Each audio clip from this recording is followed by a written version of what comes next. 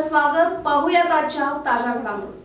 राज्य सरकार हिंदू मंदिरं बेकायदेशीर करण्याचा प्रयत्न करत आहे. हिंदू मंदिरं आणि संस्कृती यांच्या रक्षणासाठी कर्नाटक मंदिर मठ आणि धार्मिक संस्था सनातन संघाच्या वतीनं अंकली इथं शिवालय इथे चिकोडी उपविभागातील चिकोडी, रायबाग, कागवाड, अथनी, गोकाक विभागातील मंदिर आणि विश्वस्त त्यांच्याच तालुकास्तरीय हिंदू धर्म जागृती आणि परिषदेचं आयोजन करण्यात आलं असल्याचं गुरुप्रसाद गौडा यांनी म्हटलंय.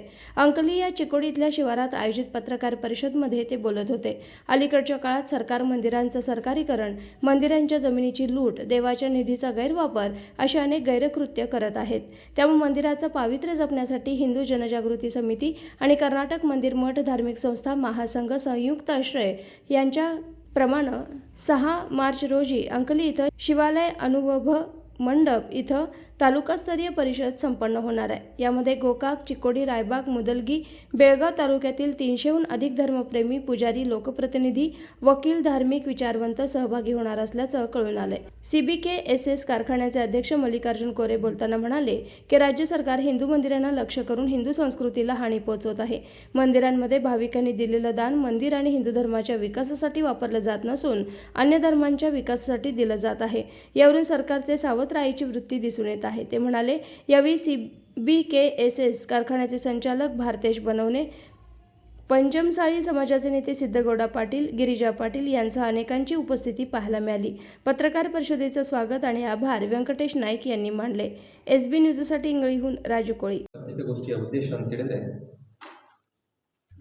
ಕರ್ನಾಟಕ ದೇವಸ್ಥಾನ ಮಠ ಮತ್ತು ಧಾರ್ಮಿಕ ಸಂಸ್ಥೆಗಳ ಮಹಾಸಂಘ ಇದರ ವತಿಯಿಂದ ನಾವು ಮುಂದಿನ ಬುಧವಾರ ಅಂದರೆ 4ನೇ ತಾರೀಕು ಮಾರ್ಚ್ 6ನೇ ತಾರೀಕು ಮಾರ್ಚ್ ನಾವು ಚಿಕ್ಕೋಡಿ ತಾಲೂಕಿನ ಅಂಕಲಿಯ ಶಿವಾಲಯದ ಅನುಭವ ಮಂಟಪದಲ್ಲಿ ದೇವಸ್ಥಾನ ವಿಶ್ವಸ್ತರ ಒಂದು ಪರಿಷತ್ತನ್ನು ನಾವು ಆಯೋಜನೆ ಮಾಡಿದ್ದೇವೆ ತಾಲೂಕು ಮಟ್ಟದಲ್ಲಿ.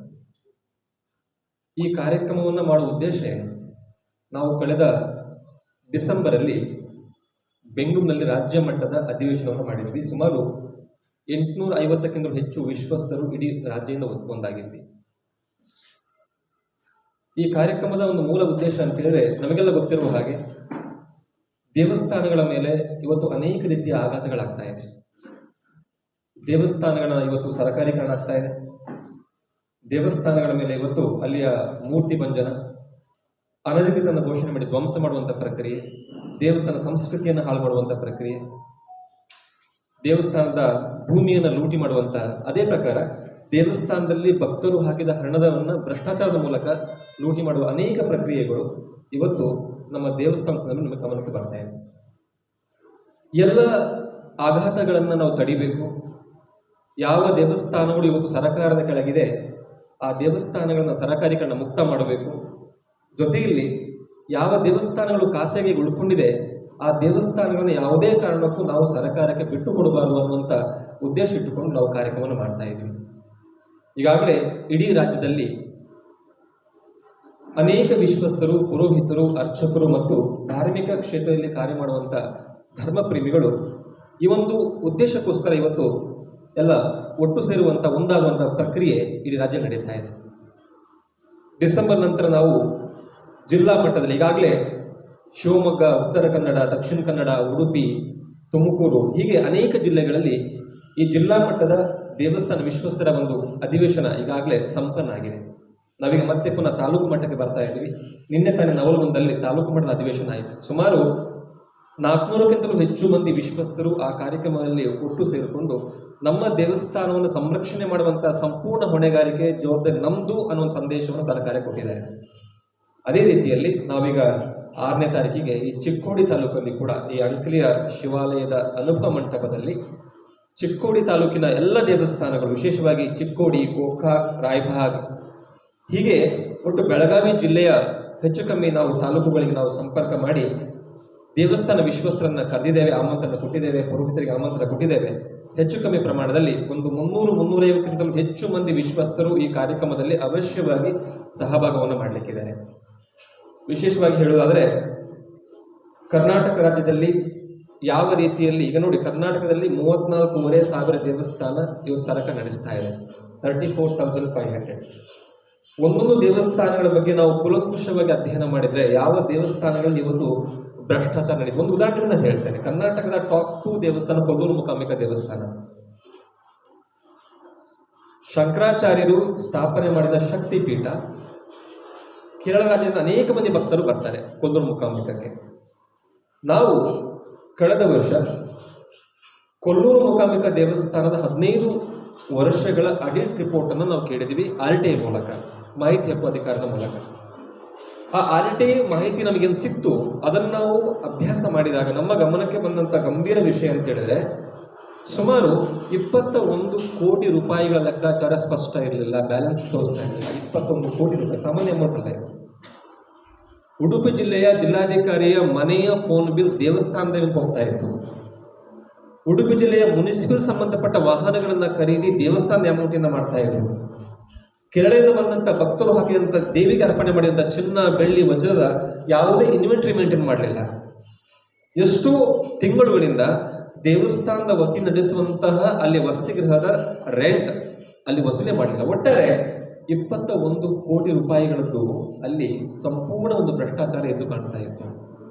ಇದಕ್ಕೆ ಒಂದು ಸ್ಟೆಪ್ ಮುಂದಕ್ಕೆ ಹೋಗಿ ಕೊಲ್ಲೂರು ಮೂಕಾಂಬಿಕಾ ದೇವಿಗೆ ಅರ್ಪಣೆ ಮಾಡಿದಂಥ ಚಿನ್ನದ ಹಾರವನ್ನ ಅಲ್ಲಿ ಕತ್ತಂತ ಆರೋಪ ಅಲ್ಲಿ ಅರ್ಚಕರ ಮೇಲೆ ಬಂದಿತ್ತು.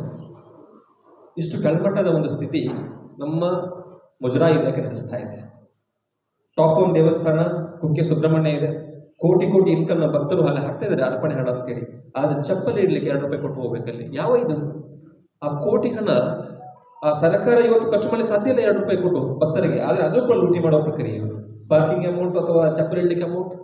ಇನ್ನು ನಾವು ಈ ಕಡೆ ತಗೊಂಡ್ರೆ, ಈಗ ನಮ್ಮೆಲ್ಲರ ಆರಾಧ್ಯ ಇಲ್ಲಿ ಯಲ್ಲಮ್ಮ ದೇವಿ ದೇವಸ್ಥಾನ ಸೌದತ್ತಿ, ಅಲ್ಲಿಯ ಒಂದು ಕೆಲವು ಭಕ್ತರು ನನ್ನೊಟ್ಟಿಗೆ ಒಂದು ಕೆಲವು ಅನುಭವ ಹಂಚಿಕೊಂಡ್ರು. ಅವರ ಕುಲದೇವಿ ಆಗಬೇಕು ಯಲ್ಲಮ್ಮ ದೇವಿ. ಸರ್, ನನಗೆ ಮುಂದಿನ ಬಾರಿ ಹೋಗಬೇಕೋ ಬೇಡೋ ನನಗೆ ಪ್ರಶ್ನೆ ಬರ್ತದೆ. ಯಾಕಂದ್ರೆ ಅಲ್ಲಿ ಅಷ್ಟು ದೊಡ್ಡ ಪ್ರಮಾಣದ ರೀತಿಯಲ್ಲಿ ಅದು ಭ್ರಷ್ಟಾಚಾರ ಆಗ್ತಾ ಇದೆ ಮತ್ತು ಅಸ್ವಚ್ಛತೆ ಇದೆ. ಯಾಕೆಂದ್ರೆ ಸರ್ಕಲ್ ಹಣ ಇಲ್ವ ಹಾಗಾದ್ರೆ. ಮಲೆ ಮಹದೇಶ್ವರ ದೇವರ ಬೆಟ್ಟ, ಗೋವುಗಳಿಗೆ ಮೇವು ಹಾಕ್ಲಿಕ್ಕೆ ಹಣ ಇಲ್ಲ ಅಂತೇಳಿ ಕಟ್ಟುಬರಿಗೆ ಮಾರಾಟ ಮಾಡ್ತಿದ್ದಾರೆ ಅಲ್ಲಿ. ಎಂಥ ಪರಿಸ್ಥಿತಿ ಬಂತು? ನಾವೆಲ್ಲರೂ ಕೂಡ ಭಕ್ತಿ ಭಾವದಿಂದ ನಾವು ದೇವಸ್ಥಾನಕ್ಕೆ ಹೋಗ್ತೇವೆ, ಅಲ್ಲಿ ಅರ್ಪಣೆ ಹಣ ಅಂತ ಹಾಕ್ತೇವೆ, ದೇವಸ್ಥಾನದ ನಾವು ಸುಖ ನೆಮ್ಮದಿಯನ್ನು ಕಾಣಬೇಕು ಹೋಗ್ತೇವೆ. ಆದರೆ ಇಂಥ ದೇವಸ್ಥಾನಗಳನ್ನು ಸರ್ಕಾರ ವಶಕ್ಕೆ ತೆಗೆದುಕೊಂಡು ಈ ರೀತಿ ಲೂಟಿ ಮಾಡುವ ಪ್ರಕ್ರಿಯೆ ಮಾಡಿದರೆ ದೇವಸ್ಥಾನವನ್ನು ಸಂರಕ್ಷಣೆ ಮಾಡುವಂಥ ಜವಾಬ್ದಾರಿ, ಹೊಣೆಗಾರಿಕೆ ಯಾರಿಗಿದೆ? ಈ ನಿಟ್ಟಿನಲ್ಲಿ ನಾವೀಗಾಗಲೇ ಇದನ್ನು ತೀವ್ರವಾಗಿ ಖಂಡಿಸಬೇಕು. ಅದಕ್ಕೋಸ್ಕರ ನಮ್ಮ ಎಲ್ಲ ವಿಶ್ವಸ್ತ ಬಂಧುಗಳನ್ನ ಸೇರಿಸಿಕೊಂಡು ದೇವಸ್ಥಾನದ ವಿಷಯ ಜಾಗೃತಿಯನ್ನು ಮೂಡಿಸಬೇಕು ಮತ್ತು ದೇವಸ್ಥಾನಗಳ ಯೋಗ್ಯ ವ್ಯವಸ್ಥಾಪನೆ, ದೇವಸ್ಥಾನದಲ್ಲಿ ಹಾಕಿದಂಥ ದೇವನಿಧಿಯ ಯೋಗ್ಯ ವಿನಿಯೋಗ ಮತ್ತು ಎಲ್ಲಕ್ಕಿಂತ ಮುಖ್ಯವಾಗಿ ದೇವಸ್ಥಾನಗಳು ಸರಕಾರಿಗಳ ಮುಕ್ತ ಆಗಬೇಕು ಅನ್ನುವಂಥ ಸಂದೇಶವನ್ನು ಕೊಡೋದ್ರೊಂದಿಗೆ ನಮ್ಮ ದೇವಸ್ಥಾನಗಳು ಧರ್ಮ ಶಿಕ್ಷಣವನ್ನು ಕೊಡುವಂಥ ಕೇಂದ್ರಗಳಾಗಬೇಕು ಅನ್ನುವಂಥ ಹಿತದೃಷ್ಟಿಯಲ್ಲಿ ನಾವು ಈ ಕಾರ್ಯಕ್ರಮವನ್ನು ಇಡೀ ರಾಜ್ಯದಲ್ಲಿ ಮಾಡ್ತಾ ಇದ್ವಿ. ಕೇವಲ ಕರ್ನಾಟಕ ಮಾತ್ರ ಅಲ್ಲ, ನಾವು ಪ್ರಾರಂಭ ಮಾಡಿದ ಮಹಾರಾಷ್ಟ್ರದಲ್ಲಿ, ಮಹಾರಾಷ್ಟ್ರ, ಗೋವಾ, ಇದು ಕರ್ನಾಟಕ, 3 ರಾಜ್ಯಗಳಲ್ಲಿ ವಿಶೇಷವಾಗಿ ನಾವು ಈ ಕಾರ್ಯಕ್ರಮಕ್ಕೆ ಫೋಕಸ್ ಕೊಡ್ತಾ ಇದ್ದೀವಿ. ಹೆಚ್ಚಿನ ಅಂಶ ಎಲ್ಲ ಜಿಲ್ಲೆಗಳಲ್ಲಿ ನಾವು ಕಾರ್ಯಕ್ರಮವನ್ನು ಮಾಡೋದ್ರ ಮೂಲಕ ಎಲ್ಲ ವಿಶ್ವಸ್ತರನ್ನ ಜಾಗೃತಿ ಮೂಡಿಸಿ ಸಂಘಟನೆ ಮಾಡುವಂಥ ಪೂರ್ಣ ವ್ಯವಸ್ಥೆ ನಾವು ಮಾಡಲಿಕ್ಕಿದ್ದೀವಿ. ಈಗಾಗಲೇ ಯಾವ ಜಿಲ್ಲೆಗಳಲ್ಲಿ ಈ ಅಧಿವೇಶನ ಆಗಿದೆ ಎಲ್ಲ ವಿಶ್ವಸ್ತ मनासली ಒಂದಾಗಿದೆ. ಹೌದು, ನಾವು ಒಂದಾಗಬೇಕಾಗಿದೆ. ಯಾವುದೇ ಕಾರಣಕ್ಕೂ ನಮ್ಮ राजकीय, सामाजिक, आर्थिक असा सर्व घडामोडींचा आढावा पाहायला विसरू नका SB न्यूज चॅनल आणि नक्कीच सबस्क्राइब करा.